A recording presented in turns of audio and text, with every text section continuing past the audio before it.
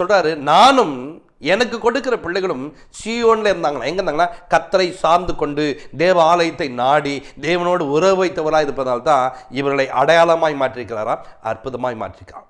தேவன் நாம் அவரை சார்ந்து கொண்டு வாழும்போது, தேவனோடு கூட நெருங்கலாய் நம்ம மாறும்போது தேவன் எப்படி மாற்றுவார் தெரியுமா? நம்மள இன்றைக்கு அடையாளமாய் அற்புதமாய் மாற்றக்கூடிய ஒரு தேவன்.